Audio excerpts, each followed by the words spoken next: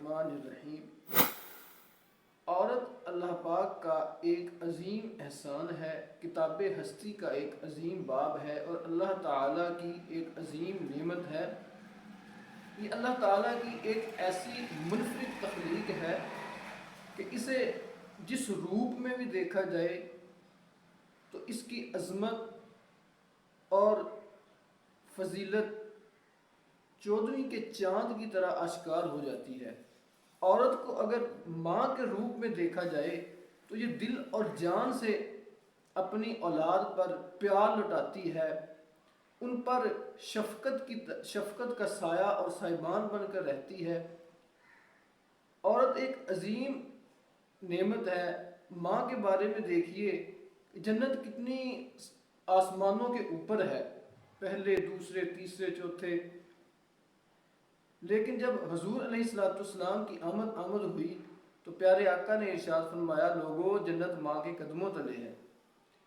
آپ دیکھیے کہ ماں جیسے ایک ایسی عظیم نعمت ہے، عورت ایسی عظیم نعمت ہے کہ اس کو اگر ماں کے روپ میں دیکھا جائے تو یہ اپنی اولاد کے لیے شفقت اور رحمت کا سایہ ہے، اور اپنی اولاد کے سامنے دکھ، درد، رنج و غم ظاہر نہیں کرتی اور اپنی اولاد کو ہر حالت میں خوش دیکھنا چاہتی ہے۔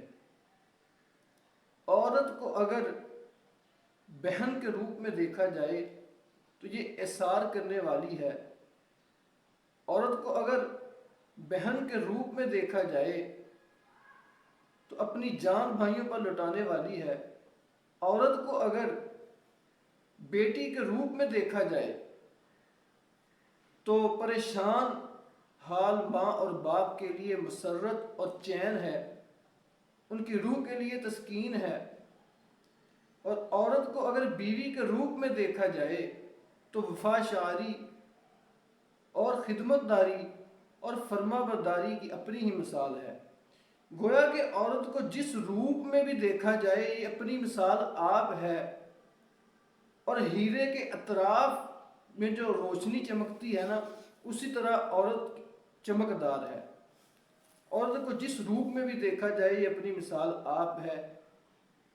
انشاءاللہ کرنی چاہیے، اپنی ماں بہنوں کی عزت اور قدر کرنی چاہیے۔ اللہ پاک کی بارگاہ میں دعا ہے کہ اللہ پاک ہمیں سمجھنے کی توفیق عطا فرمائے اور عمل کرنے کی توفیق عطا فرمائے۔ وما علینا الا البلاغ المبین۔